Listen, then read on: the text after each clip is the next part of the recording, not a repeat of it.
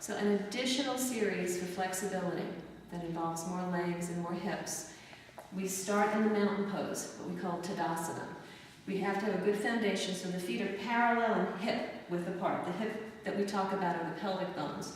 To translate this measurement to the feet, you take 2 fists, place it between the big toes, and then just line the feet up so they look like the number 11. And then we bring the energy up the legs. There's a sense of lifting in the kneecaps, and sometimes to achieve that, you lift and you spread the toes, and you'll feel the muscles of the legs hug the bones. Then you slowly spread the toes from the little toe to the big, plant the toes back down. But keep that lifting sensation so you feel the quadriceps engaged. You have that sense of lifting in the knees. We bring the hands to the heart center, gently resting the thumbs at the mid-sternum. We inhale, and as we lift the hands up, we have a sense of lengthening of the spine by, again, slightly tucking the pelvis, pointing that tailbone towards the floor. So the arms come up, the kneecaps are lifted, the heart is lifted, the fingertips and the gaze as the tailbone is down. The legs are very strong. So we inhale up, we exhale, bring the arms out to a T, and once we're here, we engage the hips and we hinge, come through flat back, have a lift in the sit bones. Feel the flat back as we exhale and fold into Uttanasana, standing forward fold, letting the head just lengthen towards the floor. Then we inhale to flat back, taking the palms, the center of the palms to the kneecaps, straighten the arms, lifting the sit bones, reaching the crown of the head towards the other side of the room, getting length in the spine, having firm abdominals, and then we exhale and we fold down again.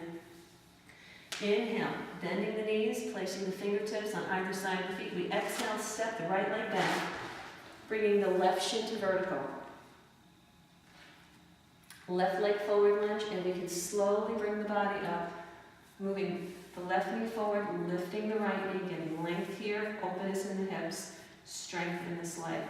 To deepen into this left leg forward fold, forward lunge, we lift the arms, lifting the back of that knee, lift the heart towards the chin down towards the chest, and the gaze down towards the mat. Inhale, exhale. Now we step back to down dog. Again, the feet are hip width apart, the hands, the fingers are spread. We take the weight off of the wrist and press down and forward so that the base of the fingers, it supports most of the body weight. And we exhale, lifting the sit bones as we sink the heart. And we inhale to plank. Exhale, down dog. Then we switch sides by leaning to the left hand and foot until we can take one movement and bring that foot up. We take a step and then we usher the right foot forward, coming to a vertical shin, and then slowly lifting up. Finding the big toe mounds of the feet helps to steady the lift. Lifting the arms, lifting the back of that left knee, moving the right knee just to over the ankle. Inhaling, exhaling. We hop the left foot back to meet the right. Again, we have that hip width. We inhale to flat back. We exhale and fold into Uttanasana. Inhale the arms out, engage the navel, lift the kneecaps, and from the hips, arms out, lift through table. Take the inhalation all the way up overhead. Tailbone sinks down, heart, knees, fingertips, and gaze up, palms come together, and we exhale the hands to the heart.